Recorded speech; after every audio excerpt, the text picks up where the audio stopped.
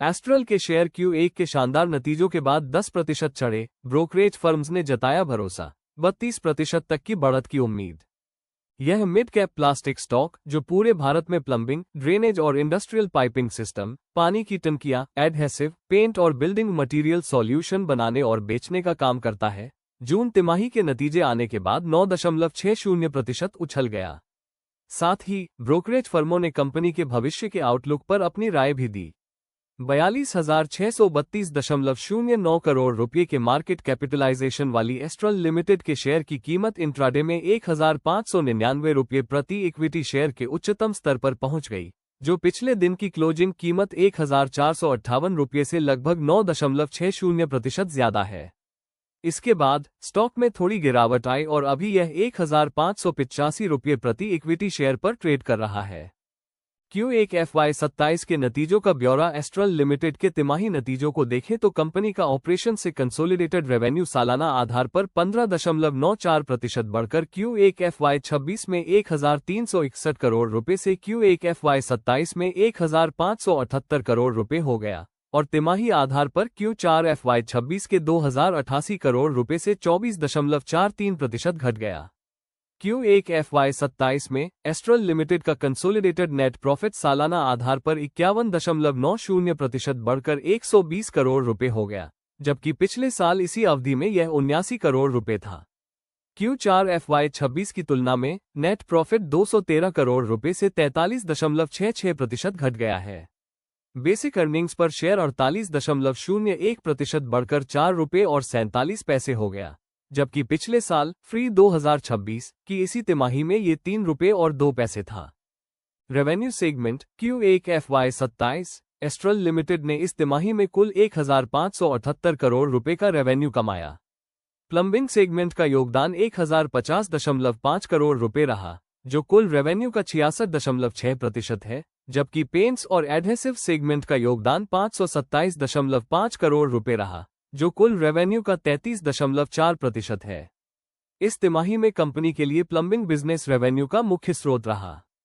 Operational highlights. Astral limited ने 231 करोड़ रुपये का EBITDA रिपोर्ट किया, जो बाजार के 231 करोड़ रुपये के अनुमान के मुताबिक था। इससे तिमाही के दौरान स्थिर ऑपरेशनल परफॉर्मेंस का पता चलता है। EBITDA मार्जिन 14.7% रहा, जो अनुमानित 14.58% से थोड़ा अधिक था और उम्मीदों से 12 बेसिस पॉइंट्स बेहतर रहा। मार्जिन का ये बेहतर प्रदर्शन बताता है कि मौजूदा कारोबारी चुनौतियों के बावजूद कंपनी की ऑपरेशनल क्षमता बेहतर रही और लागत का प्रबंधन प्रभावी ढंग से किया गया।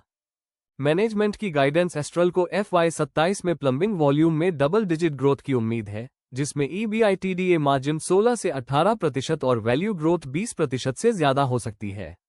इसके CPVC रेजिन प्लांट के FY27 की चौथी तिमाही Q4 से शुरू होने की उम्मीद है। पेंट्स के मामले में मैनेजमेंट का लक्ष्य 20 से 25% रेवेन्यू ग्रोथ और लो सिंगल डिजिट EBITDA मार्जिन हासिल करना है। अलग अलग वर्टिकल में डिमांड अच्छी बनी हुई है और मैनेजमेंट ने जुलाई से मजबूत मोमेंटम देखा है। ब्रोकरेज की राय। Q1 के नतीजों के बाद ब्रोकरेज कंपनियां एस्ट्रल लिमिटेड को लेकर पॉजिटिव बनी हुई है। सिटी ने 1,900 रुपये के टारगेट के साथ बाय रेटिंग बनाए रखी है। इसके पीछे मजबूत वॉल्यूम ग्रोथ, बढ़ती डिमांड और आने वाले समय में CPVC बैकवर्ड इंटीग्रेशन से मिलने वाले फायदों का हवाला दिया गया है।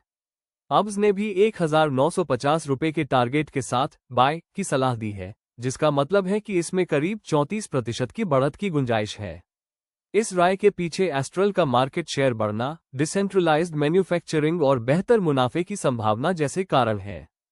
FY26 का सालाना परफॉर्मेंस। एस्ट्रल लिमिटेड का रेवेन्यू FY25 में 5,832 करोड़ रुपए से बढ़कर FY26 में 6,569 करोड़ रुपए हो गया है, जिसमें 12.64% की बढ़ोतरी हुई है। नेट प्रॉफिट भी FY25 में 519 करोड़ रुपए से बढ़कर FY26 में 535 करोड़ रुपए हो गया है, जिसमें 3.08% की बढ़ोतरी हुई है। पिछले 5 सालों में एस्ट्रल लिमिटेड का रेवेन्यू और नेट प्रॉफिट क्रमशः 16% और 6% की CAGR से बढ़ा है। रिटर्न रेशियो के मामले में कंपनी का ROCA और ROA क्रमशः 19.2% और 13.8% है। एस्ट्रल लिमिटेड का debt to equity ratio 0.06x है। कंपनी का परिचय एस्ट्रल लिमिटेड भारत की प्रमुख बिल्डिंग मटेरियल कंपनियों में से एक है।